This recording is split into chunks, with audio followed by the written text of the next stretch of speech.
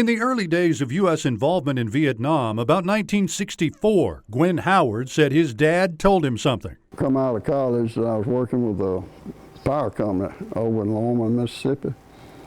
And I came in, my daddy, I guess he was looking out for me because he said, "You need to go sign up for the National Guard tomorrow." I said, "Yes, sir." So the next morning I got in my car and I went to Longman, Mississippi and walked in the Marine Corps recruiting office and I signed up for the Marine Corps. I went back home. He said, "You get it done?" I said, "Yes, sir." He said, "When you leave?" I said, "I'll leave for Paris Island Monday morning."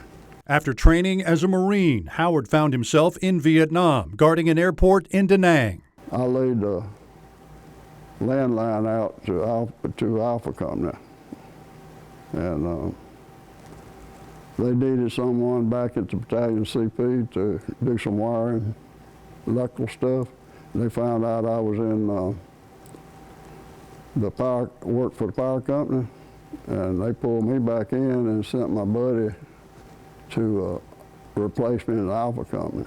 What happened then is the type of thing that haunts many a veteran of Vietnam. My buddy went out there and they cut that landline every day in the middle of that rice paddy.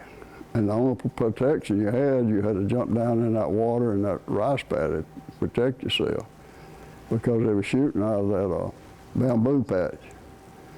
And they captured and killed him. It's a moment in war Howard says it took a few years to get over. I couldn't talk about it for a long time because what I thought about was if I'd have still been out there, maybe he would still been alive. Yeah. After 11 months, Howard's hitch would be over and he returned to civilian life, but he continued to serve his fellow veterans and anyone else that needed help.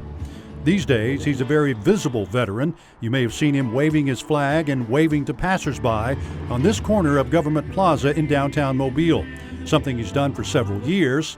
I asked him why he does it. I've always believed that serving others is the best service you can do. And I'll stand down there because of my kids, my grandsons. Seem like things is falling down as far as people caring about the flag and stuff like that. So that's why I do it. But it doesn't stop with this awareness effort. Howard also helps in other ways, serving on the board of Penelope House, an agency that helps homeless women and children, supporting St. Jude Children's Research Hospital, and supporting children at Shriners Hospitals through the Abba Shrine Temple. I love my Shriner kids. I've made 2 trips a week to the Shriners Hospital. I love my St. Jude. Howard, who just turned 82, says he has no plans to stop his efforts anytime soon. And that's why we're glad to tell you his story for serving those who serve. Bill Riles, WKRG News 5.